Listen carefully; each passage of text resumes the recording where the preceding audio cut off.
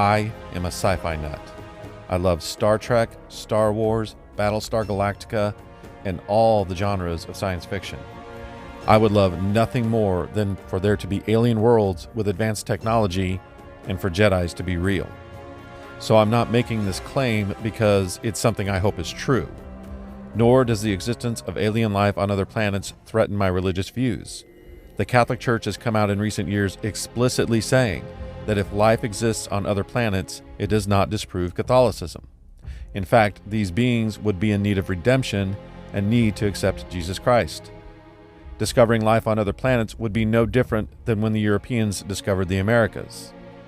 It is important to point out that there are two aspects to the questions of aliens visiting our planet. One are the sometimes very credible sightings of unidentified flying objects, and the second is the phenomena of alien abduction. First, let's talk about UFO sightings. Unidentified flying objects are just that, unidentified. We have no idea what they are. But because of Hollywood and television, we impose the belief that these are beings from other planets somewhere in the galaxy or the universe that have come to visit us. But we don't know that. All we know is there is something in the sky and we don't know what it is. Most people will say yes, but they always seem to come from the sky like they're coming from space. And they have been seen by the astronauts on the International Space Station. And this is true. Oftentimes this does happen. It is important to note that the International Space Station is not in space. It is in the upper part of the atmosphere. And UFOs have been seen coming up from the ocean as well. Some people assume that the aliens from another planet have some kind of base down there, but they don't know that. Have they seen the base? There are all kinds of other explanations for these UFOs. They could be top-secret military crafts from either the United States or another country, for instance. Many of the UFO sightings in the 1970s that people assumed were visitations from aliens from another planet actually turned out to be sightings of the stealth bomber, which was being developed and tested at the time. UFOs do not have to be aliens from another planet. Here are a couple of quotes from people who have a better-than-average knowledge on the subject. Arthur C. Clarke. One theory, which can no longer be taken very seriously, is that UFOs are interstellar spaceships. Carl Sagan. The least likely explanation of UFOs is the hypothesis of extraterrestrial visitations by intelligent beings. Think of how many other explanations there might be. Time travelers, demons, tourists from another dimension, the souls of the dead. Each of these explanations has been seriously proffered.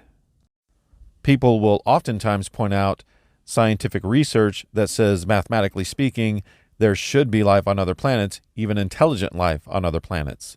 And that lends credence to the idea that UFOs are aliens. It is true, mathematical hypotheses such as the Drake equation say the chances of life on other planets is good. But then there is also the Fermi paradox. Most people don't know about this. The Fermi paradox says, yes, the odds are good. In fact, they're too good. They're so good, in fact, that we should not only have made contact with aliens by now, but we should be living Star Trek. We should be exchanging ideas and constantly being in contact with all these other alien life forms. And we should be seeing their spaceships all over the place and all kinds of evidence of advanced alien civilization, yet we don't. High-powered telescopes have looked through the universe, and we have found no evidence of advanced civilizations on other planets. Groups such as the SETI Institute have been listening for decades with high-powered satellite dishes for communications throughout the universe and have heard nothing. We've sent probes into deep space with welcome packets begging aliens to make contact, and nothing has happened. The Fermi paradox gives four possibilities for this. One, we are some sort of intergalactic wildlife reserve where contact is not allowed, but we can be studied. Two, most civilizations destroy themselves before they get to the point where they can have intergalactic travel and colonization. Three, there is a hostile alien force that destroys civilizations once they get to a certain point. And four, we are alone in the universe. And honestly, I believe this has to be assumed until proven otherwise. So what about alien abductions? Researchers and experts say that, apart from a few attention seekers, these people are not lying. In other words, they experienced something. They believe they were abducted by aliens, and make no mistake, these beings claim to be from other solar systems and planets. But what are the messages these entities relay to these people? Are they kidnapping physicists and doctors to tell them how to achieve interstellar space travel or how to cure cancer, as one might think? No. These supposed aliens abduct everyday people and give them messages of a religious and apocalyptic nature, always incorporating a quasi-Christian viewpoint. In other words, according to these beings, the truth is God, angels, and Jesus are actually aliens. New religions, in particular the New Age religion, have come into existence based on the messages from these encounters. Why would highly technologically advanced beings from a far-off planet travel thousands or even millions of light years just to tell us that one of the Earth's religions got it wrong? Another piece of evidence that suggests these beings aren't what they say they are is that their point of origin has changed over the years. In the 1950s, they claimed to be from Mars and Venus. Then satellite probes proved these planets are devoid of life. Then they claimed to be from distant planets, but high-power telescopes show no sign of intelligent life. So now they claim to be from other dimensions. But the biggest piece of evidence not only proves that they are lying about who they are, but reveals who they actually are. A research group called CE4, which stands for Close Encounters of the Fourth Kind, is a UFO research group that deals with alien abductions. They are an evangelical Christian group, but they did not start off that way. It is commonly held in the UFO research world that if someone is abducted by aliens, there is nothing the person can do to stop it. They just have to bear with it until it's over. But the researchers at CE4 discovered that if the abductee invokes the name of Jesus, the abduction ends and the, quote, aliens run away. Betty Andreasson is one of the most well-known, documented, and scrutinized cases of alien abduction. In a book called The Andreasson Affair, written by her doctor Raymond Fowler, he writes, "Outside the changing room, the entities waited for Betty. She became fearful and prayed frantically for help. Ah, she thought to herself, what are they going to do to me? Oh, Jesus, be with me." Betty speaking.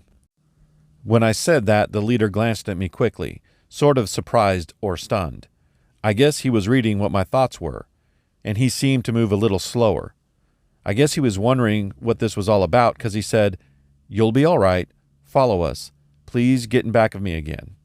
He seemed a little concerned because he kept checking to see if I was getting in back.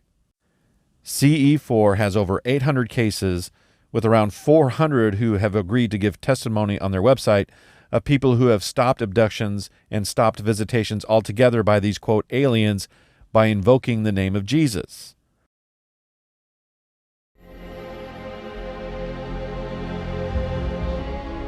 Why would technologically advanced beings who abduct humans the same as we capture animals for a zoo be stopped by simply saying the name of Jesus? The only logical answer is they are not technologically advanced aliens from another planet. They are demons, trying to lure people away from the truth of Jesus Christ. Catholic exorcists say that Satan has a rule: anything but God. Demons will pretend to be your dead grandmother, a fairy in the forest, your animal spirit guide, a ghost, a false god, and yes, aliens from another planet. Whatever you are weak to that will keep you from God and get you into hell, they will play that role. Until about 150 years ago, creatures that kidnapped people in the middle of the night, took them to an unknown place, tortured them, and performed lewd sexual acts on them, returning them a few days later deeply disturbed, were called fairies, elves, gnomes, or leprechauns.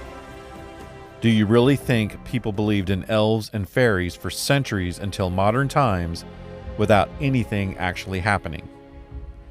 When scientism took over in the late 19th and 20th centuries, people stopped believing in elves and fairies and the like, and started believing in extraterrestrials.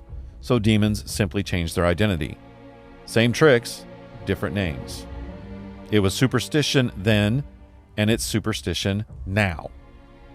Until my next video, God bless.